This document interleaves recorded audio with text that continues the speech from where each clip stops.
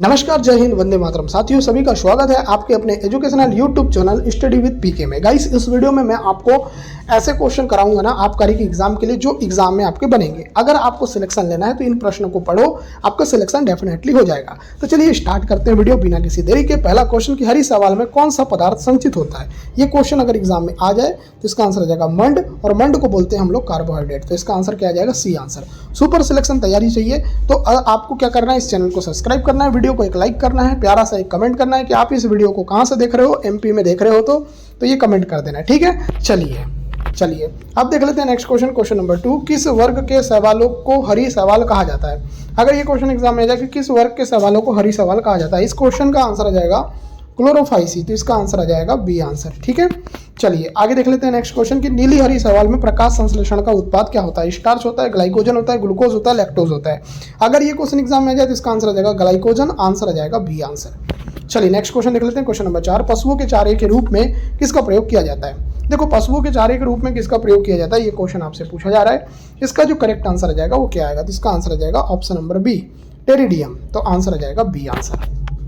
Next question, वह टेरिफाइटा पौधा जिससे सोना निकाला जाता है। ये क्वेश्चन का आंसर क्या आएगा? तो इसका आंसर आ जाएगा, इसको बोलते हैं इक्विसेटम। सी आंसर आएगा। चलिए अब देख लेते हैं क्वेश्चन नंबर 6वां, कवक और सवालों का संबंध कैसा होता है। परजीवी, प्रतियोगी, परस्पर सहजीवी, शिकारी। अगर ये क्वेश्चन एग्जाम में आ जाए तो इसका आंसर आ जाएगा परस्पर सहजीवी। आंसर आ जाएगा सी आंसर।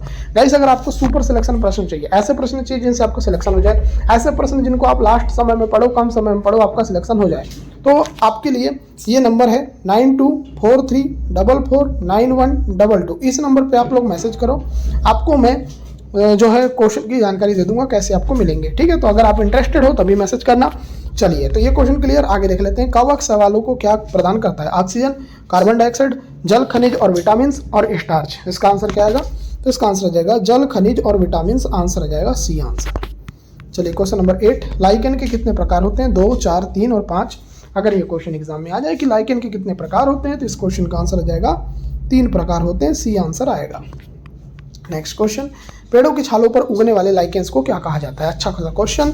इस क्वेश्चन की बात करें तो इसको बोला जाता है कॉर्टिकोलस। तो आंसर आ जाएगा बी आंसर। चलिए नेक्स्ट क्वेश्चन, 10वां क्वेश्चन, काली चट्टानों पर उगने वाले लाइकेन को कहते हैं। फोलियोज, सेक्सिकोलस, क्रस्टोस और कार्टिकोलस। तो काली चट्टानों पर उगने वाले लाइकेंस को क्या कहते हैं? तो इसको बोलते हैं दोस्तों सेक्सिकोलस। तो आंसर आ जाएगा बी आंसर। चलिए क्वेश्चन नंबर 11, जापान में किस लाइकेन का उपयोग सब्जी के रूप में किया जाता है। अगर ये क्वेश्चन एग्जाम में आ जाए तो इसका आंसर आ जाएगा इंडोकार्पन। तो इसका आंसर आ जाएगा बी आंसर। क्वेश्चन नंबर 12, मिर्गी की औषधि किस लाइकेन से प्राप्त होती है। तो अच्छा सा क्वेश्चन। इसका आंसर आ जाएगा परमेलिया सेक्सटिलिस से। आगे देखिए नेक्स्ट पूछा जा रहा है कि सागोपाम किसे कहा जाता है। तो सागोपामा कहा जाता है साइकस को। तो आंसर आ जाएगा बी आंसर। चलिए क्वेश्चन नंबर 14, सैंड्स का तेल किससे प्राप्त होता है। तो सैंड्स का जो तेल है ये प्राप्त होता है देवदार की लकड़ी से। आंसर आ जाएगा सी। 15 देखो, शाही बनाने के लिए प्रयुक्त टेनिन किससे प्राप्त होता है। तो ये क्वेश्चन भी बहुत इंटरेस्टिंग है। इसका आंसर आ जाएगा थ्यूजा। दोस्तों, अगर आपने चैनल अभी तक सब्सक्राइब नहीं किया है तो चैनल को सब्सक्राइब कर लेना, नोटिफिकेशन बेल को प्रेस कर लेना ताकि आप इसी तरह की इंपॉर्टेंट वीडियो पा सको, ठीक है। स्याही बनाने के लिए जो प्रयुक्त टेनिन है वो किससे प्राप्त होता है। तो ये थ्यूजा से प्राप्त होता है। बात करते हैं 16 की, समुद्री शैवाल में कौन सा तत्व होता है। समुद्री शैवाल में तत्व होता है आयोडाइड। इसलिए जो आपको पता है कि भाई समुद्र का जो पानी है वो खारा होता है। आगे देखिए नेक्स्ट क्वेश्चन पूछा जा रहा है कि लेमेनेरिया क्या है। लेमेनेरिया क्या है? कवक है, ब्रायोफाइट है, समुद्री शैवाल है, शंकुधारी पौधा है। आंसर क्या आएगा? आंसर आ जाएगा समुद्री शैवाल है। लेमेनेरिया क्या है? समुद्री शैवाल। आगे देखिए 18 क्वेश्चन, एल्कोहल उद्योग में किस कवक का प्रयोग होता है। तो देखो, एल्कोहल उद्योग में जो होता है ना, खमीर का प्रयोग होता है, यीस्ट का। आपको एग्जाम में क्वेश्चन आता है भाई कि भाई एल्कोहल उद्योग में किस कवक का प्रयोग किया जाता है। तो यीस्ट का प्रयोग किया जाता है। 19 क्वेश्चन, हड्डी का प्रयोग उर्वरक के रूप में क्यों किया जाता है। अच्छा सा क्वेश्चन। इसका आंसर आ जाएगा फास्फोरस के कारण। देखो भाई याद रखिएगा, हड्डी का प्रयोग उर्वरक के रूप में क्यों किया जाता है। तो ये फास्फोरस के कारण। आगे देखिए नेक्स्ट क्वेश्चन, गाजर में कौन सा वर्णी लवक पाया जाता है। तो गाजर में अगर पूछा जाए तो गाजर में पाया जाता है कैरोटीन। एग्जाम में कई बार पूछा गया है कि गाजर में जो है क्या पाया जाता है। तो गाजर में पाया जाता है कैरोटीन। आगे देख लेते हैं नेक्स्ट क्वेश्चन 21, चुकंदर में कौन सा वर्णी लवक पाया जाता है। चुकंदर में पाया जाता है दोस्तों विटामिन। देखो, चुकंदर आपको खाने की सलाह भी दी जाती है और चुकंदर में पाया जाता है विटामिन। आगे देखिए 22 क्वेश्चन, राइबोसोम का पता सर्वप्रथम किसने लगाया था। अच्छा सा क्वेश्चन, इंटरेस्टिंग क्वेश्चन, एग्जाम में बनने वाला क्वेश्चन। आंसर आ जाएगा रॉबिन्सन और ब्राउन ने। रॉबिन्सन और ब्राउन ने क्या किया? रॉबिन्सन और ब्राउन ने राइबोसोम का पता लगाया। आगे देखते हैं 23वां क्वेश्चन, लाइसोसोम का प्रमुख कार्य क्या है? तो लाइसोसोम का प्रमुख कार्य है अनावश्यक पदार्थों का विघटन करना। आंसर आ जाएगा सी आंसर। चलिए देखते हैं नेक्स्ट क्वेश्चन 24वां, क्लोरोफिल क्या है? जड़ में पाया जाने वाला पदार्थ, तनों में पाया जाने वाला वर्णक, पत्तियों में हरे रंग का वर्णक, बीजों में पाया जाने वाला प्रोटीन। आंसर क्या आएगा? आंसर आ जाएगा दोस्तों पत्तियों में हरे रंग का वर्णक, इसी को बोलते हैं दोस्तों क्लोरोफिल। आगे देख लेते हैं नेक्स्ट क्वेश्चन, वह प्रक्रिया जो वायु को प्रदूषित नहीं करती वह क्या है? श्वसन, अपघटन, प्रकाश संश्लेषण, जल वाष्पीकरण। तो इसका आंसर क्या आएगा? तो इसका आंसर आ जाएगा प्रकाश संश्लेषण। ठीक है, चलिए नेक्स्ट क्वेश्चन, जिसमें जैव अणुओं का संश्लेषण होता है उसे कहते हैं, क्या कहते हैं? तो क्वेश्चन नंबर 26 का आंसर आ जाएगा एनाबॉलिज्म। तो इसका आंसर आ जाएगा बी आंसर। चलिए नेक्स्ट क्वेश्चन 27, थोड़ा स्पीड में हम कर रहे हैं क्वेश्चन को, क्योंकि हमको क्वेश्चन के साथ साथ सारी क्वेश्चन स्पीड में भी करना है, ज़्यादा क्वेश्चन भी करना है, समय भी कम हमारे पास बचा है, इसलिए हम इसको थोड़ा स्पीड में कर रहे हैं। क्वेश्चन नंबर 27 देखो, जिसमें जैव अणुओं का विघटन होता है उसे क्या कहते हैं? तो इसको दोस्तों बोलते हैं कैटाबॉलिज्म। कैटाबॉलिज्म किसे कहते हैं? एग्जाम में आ जाएगा तो आप लगाना भाई, जिसमें जैव अणुओं का विघटन होता है। आगे देखिए 28, कीटभक्षी पौधे के रूप में कौन जाना जाता है? हाइड्रिला, यूट्रिकुलेरिया, टच मी नाट और कैक्टस। तो इसका आंसर क्या आएगा? तो इसका जो आंसर आ जाएगा यह आएगा यूट्रिकुलेरिया। तो आंसर आ जाएगा बी आंसर। चलिए 29 क्वेश्चन, यूट्रिकुलेरिया का पौधा किस प्रकार की मृदा में उगता है? तो दोस्तों ये उगता है नाइट्रोजन की कमी वाली, देखो नाइट्रोजन की कमी जहां होगी ना उस मृदा में यूट्रिकुलेरिया नाम का पौधा उगता है। 30 क्वेश्चन देखिए, पत्तियों में जो एक लंबा डंठल होता है उसे क्या कहते हैं? बहुत ही अच्छा क्वेश्चन, इंटरेस्टिंग क्वेश्चन। इस क्वेश्चन का आंसर आ जाएगा पर्णव्रत बोलते हैं। आंसर आ जाएगा सी। 31, जाइलम या दारू उत्तक को किस नाम से जाना जाता है? इसका आंसर क्या आएगा? तो इसका आंसर आ जाएगा जल संवहन उत्तक। आंसर आ जाएगा बी आंसर।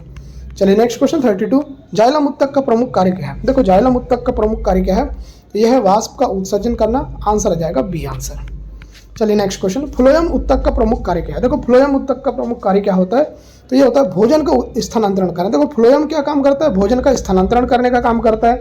ठीक है, चलिए नेक्स्ट क्वेश्चन 34, कार्क बना होता है। देखो कार्क किसका बना होता है? अच्छे से क्वेश्चन एग्जाम में बनने वाला क्वेश्चन। इसका आंसर आ जाएगा मोटी भित्ति वाली कोशिकाओं से मिलकर बना होता है कार्क। आगे देखिए 35 क्वेश्चन, व्यावसायिक रूप से कार्क किस पौधे से प्राप्त होता है? बहुत ही अच्छा, बहुत ही इंपॉर्टेंट, जबरदस्त क्वेश्चन। इस क्वेश्चन का आंसर आ जाएगा क्वेरेकस रबर से। तो सी आंसर करेक्ट आएगा। चलिए 36 देखो, पुष्प का प्रमुख कार्य होता है प्रकाश संश्लेषण, जल संचयन, प्रजनन, वाष्प उत्सर्जन। इसका आंसर क्या आएगा? तो इसका आंसर आ जाएगा प्रजनन। देखो पुष्प का प्रमुख कार्य क्या होता है? तो प्रजनन। आगे देखिए नेक्स्ट क्वेश्चन, परागकण के दो प्रकार होते हैं। कौन कौन से दो प्रकार होते हैं परागकण के? एक होता है स्वपरागकण और एक होता है परपरागकण। तो आपको पता होना चाहिए स्वपरागण और परपरागण। परागकण बोल रहा हूँ मैं, तो थोड़ा सा गलत बोल दिया मैंने। तो ये होता है भाई परागण का दो प्रकार होते हैं। आगे देखिए, देखो भूकंपी तरंगों को रिकॉर्ड करने वाले यंत्र को क्या कहते हैं? अच्छा सा क्वेश्चन, आंसर आ जाएगा सिस्मोग्राफ। आंसर आ जाएगा आपका सी। चलो नेक्स्ट क्वेश्चन देख लेते हैं 39, प्रदूषित जल पीने के बाद किस रोग का खतरा अधिक होता है? मलेरिया, टाइफाइड, हैजा, प्लेग। अगर ये क्वेश्चन एग्जाम में आ जाए तो इसका आंसर आ जाना टाइफाइड। टाइफाइड जो है ना, अगर आप प्रदूषित जल पीते हो तो आपके शरीर में टाइफाइड होने की संभावना बढ़ जाती है। आगे देखिए 40 क्वेश्चन, पृथ्वी की कौन सी परत सभी मौसमी और जलवायु संबंधी घटनाओं के लिए उत्तरदायी है? तो दोस्तों यह है क्षोभ मंडल। देखो क्षोभ मंडल जो है सबसे निचली परत है और इस परत में मौसमी और जलवायु संबंधी घटनाएं होती है। आगे देखिए 41, पीली रोशनी में गहरी नीली वस्तु किस रंग की दिखेगी? अगर ये क्वेश्चन एग्जाम में आ जाए तो इसका आंसर आ जाएगा भूरी। भूरी इसका राइट आंसर आ जाएगा। आंसर आ जाएगा सी। चलिए आगे देख लेते हैं नेक्स्ट क्वेश्चन, सूर्य का प्रकाश पृथ्वी तक पहुंचने में कितना समय लगता है? अच्छा सा क्वेश्चन एग्जाम में बनने वाला क्वेश्चन। इसका आंसर आ जाएगा 8 मिनट और 20 सेकंड का समय लगता है। आपसे एक इंटरेस्टिंग क्वेश्चन मैं पूछने वाला हूं, जो सूर्य का प्रकाश है वो पृथ्वी तक आता है तो किस मेथड की वजह से आता है, ये आप लोग कमेंट करके बताओ। ठीक है, चलिए आगे देख लेते हैं 43, चलती गाड़ी में बैठे व्यक्ति की ऊर्जा का प्रकार क्या होता है? तो दोस्तों ये क्वेश्चन का आंसर आ जाएगा स्थितिज और गतिज दोनों प्रकार की ऊर्जा होती है। नेक्स्ट क्वेश्चन, अल्कोहल का अत्यधिक सेवन किस रोग के कारण मृत्यु का कारण बन सकता है? देखो अगर ये क्वेश्चन एग्जाम में आ जाए तो इसका आंसर आ जाएगा सिरोसिस। इसका आंसर आ जाएगा सी आंसर। चलिए नेक्स्ट क्वेश्चन देखते हैं 45, टाइफाइड रोग मुख्य रूप से शरीर के किस अंग को प्रभावित करता है? अगर ये क्वेश्चन एग्जाम में आ जाए तो टाइफाइड करता है आपके आंत को। किसको करता है? आंत को। तो आंसर आ जाएगा बी आंसर। चलिए नेक्स्ट क्वेश्चन देखते हैं 46, द्रवित पेट्रोलियम गैस में प्रमुख रूप से कौन सी गैस होती है? तो अगर ये क्वेश्चन एग्जाम में आ जाए तो इसका जो आंसर आ जाएगा वो आ जाएगा ब्यूटेन और प्रोपेन। याद रखिएगा दोस्तों, द्रवित पेट्रोलियम गैस एलपीजी में प्रमुख रूप से कौन सी गैस होती है? तो ब्यूटेन और प्रोपेन। आगे देखिए, निम्न में से कौन सी मछली बिना सल्क के होती है? बिना सल्क के जो मछली होती है उसका नाम क्या है? तो इसका नाम है कैटफिश। कैटफिश एक ऐसी मछली होती है दोस्तों जो बिना सल्क की होती है। आगे देखिए नेक्स्ट क्वेश्चन, ध्वनि की गति सबसे कम किस माध्यम में होती है? ठोस में, जल में, वायु में, लोहा में? अगर ये क्वेश्चन एग्जाम में आ जाए 48 क्वेश्चन, इसका आंसर आ जाएगा वायु में। याद रखिए वायु इसका राइट आंसर आ जाएगा, वायु में। ठीक है, चलिए आगे देख लेते हैं। कौन सा यंत्र रासायनिक ऊर्जा को विद्युत ऊर्जा में बदलता है? अच्छा सा क्वेश्चन, इंटरेस्टिंग क्वेश्चन, एग्जाम में बनने वाला क्वेश्चन। आंसर आ जाएगा विद्युत सेल। विद्युत सेल क्या काम करता है? विद्युत सेल काम करता है रासायनिक ऊर्जा को विद्युत ऊर्जा में कन्वर्ट करता है। ठीक है, चलिए 50 क्वेश्चन देख लेते हैं। कॉफी का मुख्य उत्तेजक पदार्थ क्या है? थीन है, कैफीन है, टैनिक है और निकोटीन है। तो कॉफी में जो उत्तेजक पदार्थ होता है वो क्या होता है? तो ये होता है कैफीन। तो आंसर आ जाएगा आपका बी आंसर। तो गाइस मैंने यहाँ पर आपको टोटल 50 क्वेश्चन कराए हैं जो आपके एग्जाम के पर्पज से काफी ज्यादा इंपॉर्टेंट है। अगर आपको ये क्वेश्चन पसंद है तो वीडियो को एक लाइक करो, चैनल को सब्सक्राइब करो। और बोला हूँ मैंने कि नोट्स अगर आपको चाहिए तो आपको इस नंबर पर मैसेज करना है। नंबर क्या है? 9243449122। इस नंबर पर मैसेज करो, नोट्स प्राप्त करो और सिलेक्शन ले लो। तो उस वीडियो को देखने के लिए आपका धन्यवाद। आपका दिन शुभ हो।